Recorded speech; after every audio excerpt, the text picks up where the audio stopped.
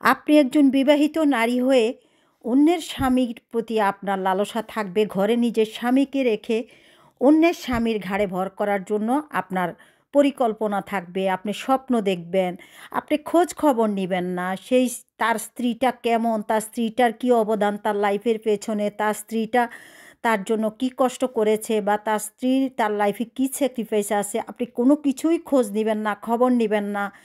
আপনি আরেকটা নারীর স্বামীর ঘাড়ের মধ্যে চড়ার জন্য, আরেকটা নারীর স্বামীর সাথে আপনি সংসার করার জন্য, আরেকটা নারীর স্বামীর আর্থিক সুবিধা ভোগ করার জন্য তার কাছে আপনার দেহ বিলিয়ে দেবেন, নিজের স্বামী সম্পর্কে আজে বাজে গল্প করে। আপনার স্বামী ফিজিক্যালি আনফিট, আপনার স্বামী মানে সেক্সুয়ালি আনফিট, আপনার স্বামী আপনার জৈবিক চাহিদা মেটাতে পারে না, আপনার স্বামী আপনাকে সময় দেয় না, নানান কথা বলে আরেকজনের স্বামীকে আপনার প্রলোভনে ফেলে আপনি কি করেন, তার স্বামী থেকে আর্থিক সুবিধা ভোগ করতে আসেন, নিজের চামড়াটা তার কাছে বিক্রি করে দিয়ে, নিজের চামড়াটা তার কাছে বিলিয়ে দিয়ে আপনি নতুন করে স্বপ্ন দেখেন যে আপনি তার সাথে সংসার করতে আসবেন।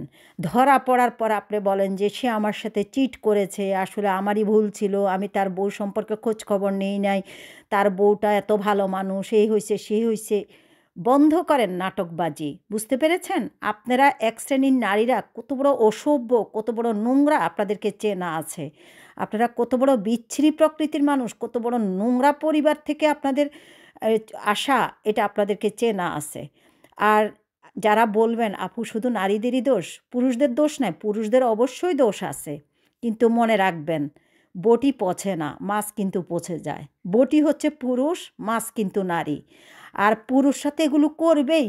পুরুষরা কী করে না করে এটা আপনারা ভালো করে জানেন। পুরুষদের জন্য আমাদের মানে আমরা ছোটোবেলা থেকে আমার আব্বার কাছে বা আম্মার কাছে একটা কথা শুনতাম যে পুরুষ কোনো দিন খালু হয় না, মানে খালুর কাছেও তার মানে একটা ভাগ্নি নিরাপদ না। তো সুতরাং একমাত্র বাবা ছাড়া, বাবার কাছে, আপন বাবার কাছে একমাত্র তার নিজের আপন মেয়ে নিরাপদ। আজকাল তো শুনি আপন বাবাদের কাছেও নিরাপদ না, এরকমও বহুত ঘটনা, বহুত নিউজ আসতেছে। তো তাহলে পুরুষদেরকে আর কী দোষ দিবেন? পুরুষরা তো জন্মগতভাবেই এমন, কিন্তু নারী, যে নারীরা ঘরে নিজের স্বামী আছে, সন্তান আছে, সেগুলোকে রেখে অন্যের স্বামীর প্রতি ঝুঁকে পড়ে, অন্যের স্বামীকে কেড়ে নেওয়ার চেষ্টা করে, অন্যের স্বামীর ঘাড়ে ভর করার চেষ্টা করে, অন্যের স্বামীর টাকা পয়সা নেওয়ার চেষ্টা করে, সেই নারীরা কি একবারও ভাবে যে এই লোকটা আদৌ তাকে বিয়ে করতে পারবে কি না, এই লোকটা আদৌ তাকে বিয়ে করবে কি না, এই লোকটার এই সাহস আছে কি না? এখন অনেকেই বলেন যে আপু নারী পুরুষ দুজনকে সমান অভিযুক্ত করবেন। আমি অবশ্যই নারীদেরকে ৩ গুণ বেশি অভিযুক্ত করব পুরুষের থেকে। কারণ নারীরা হচ্ছে বেশি শয়তান, নারীরা হচ্ছে বেশি খারাপ। একটা নারী জেনে শুনে আরেকটা নারীর সংসার ভাঙার জন্য উঠে পড়ে লেগে থাকে। এগুলা বেশরম, এদের কোনো জাতকুল নাই, এদের কোনো পারিবারিক মর্যাদা নাই, এগুলা অসভ্য, এগুলা বেশরম, এগুলা বেলাজ। আর এই যে আমি যে বেশ কিছুদিন থেকে পরকীয়ার ব্যাপারগুলা নিয়ে লেখালেখি করতেছি, বলতেছি সামাজিক মাধ্যমে, এই সোশ্যাল মিডিয়ার মাধ্যমে, এই কারণে আমার মেসেঞ্জারে অনেক নারী তাদের অসহায়ত্বের কথা লিখে যাচ্ছে। যেমন একজন নারী আমাকে লিখেছে, উনি ৩টা সন্তানের মা, উনি একজন উনি শিপে চাকরি করে, একজন মেরিন ইঞ্জিনিয়ার বা কিছু একটা। তবে উনি 3টা বাচ্চা নিয়ে, তার স্বামী থেকে অলমোস্ট 10 থেকে 12 বছর বিচ্ছিন্ন, 3টা বাচ্চা নিয়ে ওনার জীবন। ওনার কী অপরাধ? ওনার অপরাধ কিছুই না। ওনার স্বামী হচ্ছে পরকীয়া করে আরেক মহিলার সাথে, সেই মহিলার স্বামী থাকে জার্মান, সেই মহিলার স্বামী প্রবাসী, এখানে সেই মহিলা এর স্বামীকে কেড়ে নিয়ে সে তার সাথে নানানভাবে সম্পর্কে লিপ্ত, খারাপ সম্পর্ক বলেন, ভালো সম্পর্ক বলেন, সব কিছুতে লিপ্ত। একটা স্বামীর সাথে যা করে তাই হচ্ছে এর স্বামীর সাথে করে, এরকম।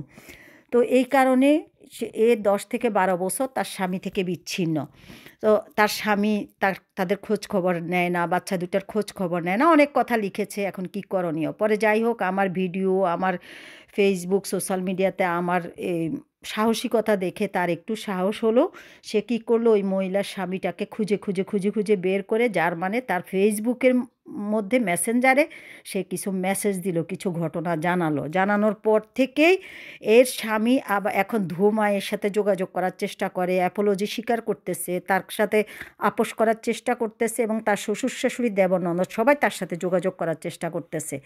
কারণ এর আগে যখন সে নালিশ করেছিল তার স্বামীর বিষয়গুলো নিয়ে, শ্বশুর শাশুড়ি দেবর ননদ কেউ পাত্তাই দেয় নাই, শুনেই নেই। আর এখন যখন ওই মহিলার স্বামীকে এগুলো লিখেছে, এখন তার স্বামী তার কাছে ফিরতে চাচ্ছে, পাশাপাশি দেবর ননদ শ্বশুর শাশুড়ি সবাই এখন তার কাছে আপোস হতে চাচ্ছে। আর ওই মহিলাও তাকে মেসেজ দিচ্ছে কন্টিনিউ। অথচ ওই মহিলাকে এর আগে এই মহিলা অনেকবার জানাইছে যে তার সংসারটা নষ্ট করতে না এসে, অথচ মহিলা শুনে নাই, মহিলা বেপরোয়া ছিল। আর এখন তার স্বামীকে যখন জানাইছে, এখন টুনটুন করে এসে তাকে এখন নানানভাবে মেসেজ দিচ্ছে। তো উনি আমার থেকে অ্যাডভাইস চাইছে যে কি করা যায়। তখন আমি বললাম, আপনি সহজে ক্ষমা করবেন না, আপনার 12 বছর যে আপনার যৌবন নষ্ট করছে, এটা কি ফেরত দিতে পারবে কেউ? আপনি বলেন আপনার ওগুলো ফেরত দিতে। আপনি এদের সাথে কম্প্রোমাইজ করবেন না, আপনি ওরে ডিভোর্সও দিবেন না। কারণ লোকটা অনেকবার এরে মানে ফোর্স করেছে তাকে ডিভোর্স দেওয়ার জন্য, কিন্তু এ ভদ্রমহিলা ডিভোর্স দেয়নি। তো আমি বলছি, আপনি ডিভোর্সও দিবেন না, তাদের কোনো কথাতে কর্ণপাতও করবেন না। আপনি আপনার মতো থাকেন, যেভাবে ছিলেন অ্যাজ ইউজুয়াল সেভাবে থাকেন। আপনি পাত্তাই দিবেন না, ওর সংসারেও যাবেন না, ওরে ডিভোর্সও দিবেন না। আর যেটা লাগানোর দরকার, আপনি কন্টিনিউ ওই মহিলার স্বামীকে আপনি মেসেজ দিয়ে যান, কন্টিনিউ মেসেজ দিয়ে যান। তারপরে দেখেন কোথায়কার খেলা কোথায় জমে, তো এবং সব কিছু জানিয়ে দেন আপনি। তো এই কথাগুলো বলেছি, বলে যে এখন সে তার স্বামীর কাছে জার্মানে যাওয়ার জন্য এখন মানে দৌড়াদৌড়ি করতেছে। আমি বলছি এই দৌড়াদৌড়িটাই বন্ধ হয়ে যাবে যখন তার স্বামীকে সব জানাবেন। আপনার সংসার ভেঙে সে স্বপ্ন, তার স্বপ্ন পূরণ হবে, এটা তো হতে দেওয়া যায় না। আপনার স্বামী সংসার, আপনার স্বামীর আদর সোহাগ নষ্ট করছে আপনার জীবন থেকে, তার জীবন থেকেও তার স্বামী সংসার জার্মান স্বপ্ন সব কিছু নষ্ট করে দিবেন আপনি। এইটা বলেছি। পরে বলে, হ্যাঁ আপু, আপনার ফেসবুকে সোশ্যাল মিডিয়া আপনার এগুলো দেখার পর আমার অনেকখানি সাহস হইছে। এখন অনেক কিছু বলতে পারতেছি, অনেক কিছু করতে পারতেছি। আমি বলছি করবেন। প্রত্যেকটা নারী যারা ভুক্তভোগী সবাইকে এভাবে করা উচিত। বিশ্বাস করেন, আপনার স্বামী যদি পরকীয়া করে, যেই নারীর সাথে পরকীয়া করে সেই নারীরও ফেসবুক সোশ্যাল মিডিয়া হচ্ছে এখন সবচেয়ে শক্তিশালী প্ল্যাটফর্ম। এইখানে সেই নারীর ছবি-টবি দিয়ে পাবলিশ করে দিবেন, আর আপনার স্বামীরও ছবি-টবি দিয়ে একদম পাবলিশ করে দিবেন, সব কিছু ছেড়ে দিবেন। কারণ হচ্ছে, হ্যাঁ, বাংলাদেশে আমি জানি যে পরকীয়ার জন্য আদালত আছে, আইন আছে, শাস্তি আছে, কিন্তু আপনি এই শাস্তির জন্য আদালতের দ্বারে দ্বারে ঘুরবেন, উল্টা আপনাকেই হ্যারেজ হতে হবে। আপনি যে মামলা করবেন, পয়সা খরচ করতে হবে আদালতে। আপনি বাদী হলে, আসামি উপস্থিত না হলে সময়ের আবেদন করতে পারে, আর আপনি বাদী হয়ে আপনাকে উপস্থিত হতে হবে। তা আপনি যদি উপস্থিত না হন, তারপর আপনার মামলা খারিজ হয়ে যাবে। আবার উপস্থিত হবেন, অনেকগুলো টাকা উকিলকে দিতে হবে। উকিলকে তো টাকা দিবেন, আদালতের কত বিচ্ছিরি কথার সম্মুখীন হবেন। কি বলবে জানেন? যখন আপনি আদালতে এ পরকীয়ার মামলা করবেন, তখন ওই মানে যাদের বিরুদ্ধে করবেন তাদের পক্ষেরও তো উকিল থাকবে। ওই উকিল আপনাকে বলবে, আপনি আপনার স্বামীকে খুশি করতে পারেন না, আপনার স্বামীকে আপনি সেক্সুয়ালি মানে আরাম দিতে পারেন না। অশ্লীল কথাবার্তা বলবে আদালতে। এমন অশ্লীল কথা বলবে, যেটা আমাদের জজেরাও কখনো নিষেধ করে না, এসব অশ্লীল কথা বলবেন না। তারা এইসব অশ্লীল কথা বলে আপনাকে এতটা উত্তেজিত করবে যে ওখানে আপনি আপনার মানে মান সম্মান হারিয়ে আপনাকে কান্না করে বের হয়ে আসতে হবে। এই হচ্ছে বাংলাদেশের আদালতি সিস্টেম, আইনি সিস্টেম। সেই কারণে ভাই, নিজের প্রতিশোধ নিজেকে নিতে হবে। আপনাকে ফুলন দেবী হতে হবে। আপনার সংসার রক্ষা করার জন্য আপনাকে ফুলন দেবী হতে হবে।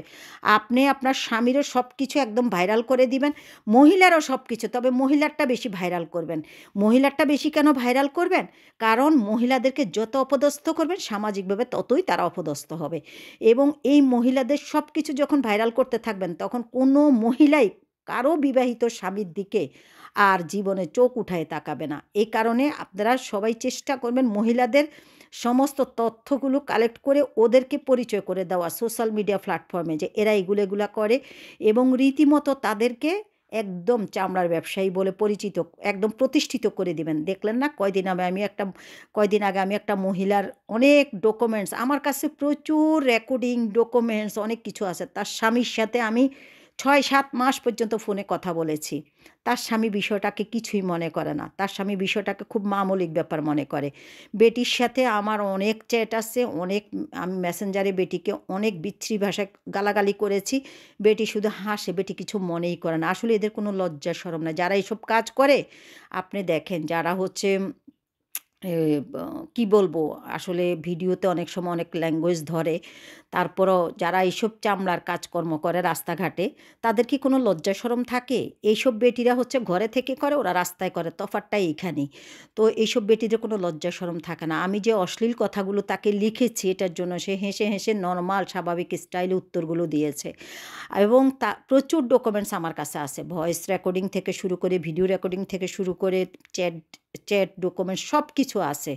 এখন আমি যদি এগুলো ফেসবুকে ছাড়ি, আমার অনেক বন্ধুরা বলবে, "আপনি এগুলা কিসের জন্য ছাড়তেছেন?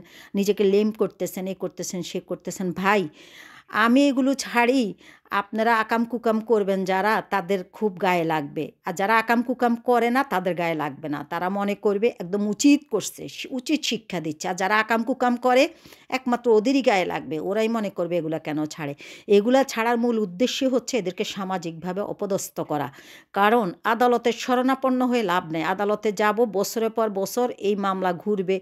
৬ মাস, ১ বছর, ২ বছর, ৩ বছর, ৪ বছর ঘুরবে। তারপরে আদালতে প্রতিপক্ষের উকিল, ওই বদমাইশ, ওই খারাপ কাজ যারা করেছে তাদের যে লয়ার, সেই লয়াররাই উল্টা আজেবাজে কথা শুনাই দিবে বাদীকে। সেই কারণে নিজের বিচার নিজেকেই করতে হবে, নিজেকে ফুলনদেবী হতে হবে। তাই আপনাদের সব নারীদেরকে বলতেছি, আপনারা যারা ক্ষতিগ্রস্ত, তারা এভাবে করে আপনাদের এই প্রতিশোধ নিয়ে নিবেন, এবং পুরুষরাও এভাবে করে তাদের প্রতিশোধ নিয়ে নিবেন। কারণ হচ্ছে আমাদেরকেই আমাদের জন্য লড়তে হবে। আর এদের পরিবার, এই যে ধরেন যে নারীরা যে নারীদের স্বামীরা এগুলো করে, সেই নারীদের শ্বশুর-শাশুড়ি, দেবর-ননদ, এদের কথা কি বলবো? এরা তো আরও বেশি অ্যাডভান্স এসব বিষয়ে। এসব বিষয়ে তারা যদি অ্যাডভান্স না হয়, তাদের ছেলে খারাপ হয় কোথায় থেকে? মনে রাখবেন, চালতা গাছে চালতা ধরবে, তেঁতুল গাছে তেঁতুল ধরবে। তেঁতুল গাছ চালতা গাছে কখনো আঙ্গুর ধরবে না। তেঁতুল গাছ চালতা গাছে কখনো আপেল ধরবে না। ওগুলাতে চালতাই ধরবে, ওগুলাতে তেঁতুলে ধরবে, জলপাই গাছে জলপাই ধরবে। তো গাছ যেরকম, ফল সেরকমই হবে। এটা মনে রাখবেন। পরিবার যেরকম, তার সন্তান সেরকম হবে। কখনো ভালো পরিবারের সন্তান এসব করবে না, আবার খারাপ পরিবারের সন্তান এসব এসব না করে থাকতে পারবে না। কারণ পরিবার হচ্ছে মানুষের লাইফের জন্য সবচেয়ে বড় শিক্ষা প্রতিষ্ঠান। পরিবার থেকেই একটা সন্তান সব কিছু শিখে আসে। তার আদর্শিকতা, তার নৈতিকতা, তার আত্মসম্মান, তার ব্যক্তিত্ব, তার কোয়ালিটি, তার শিক্ষা, তার সামাজিক স্ট্যাটাস, তার লাইফস্টাইল, এবং সে তার জীবনটাকে কতটা মানে পারিবারিকভাবে প্রতিষ্ঠিত করতে পারবে, ফ্যামিলির সাথে কতটা বন্ডিং তৈরি করে চলতে পারবে, এগুলো সব কিছু সে তার পরিবার থেকে শিখে আসে। সুতরাং তার পরিবারের কাছে নালিশ করে লাভ নেই। এসব পরিবাররাও জঘন্য। এসব পরিবাররা মনে করে একটা বিয়ে করছে, এখান থেকে এত কিছু পাইছি, আরেকটা বেটির লগে পরকীয়া কইরা যদি এই বেটিরও বিয়া করতে পারে, ওইখান থেকে আরও অনেক কিছু পাবো। এসব পরিবারদের চিন্তা চেতনা থাকে এরকম। বুঝতে পারলেন? তো আজকে এই পর্যন্তই রইল। পরবর্তী ভিডিওর জন্য অপেক্ষা করবেন। আল্লাহ হাফেজ। আসসালামু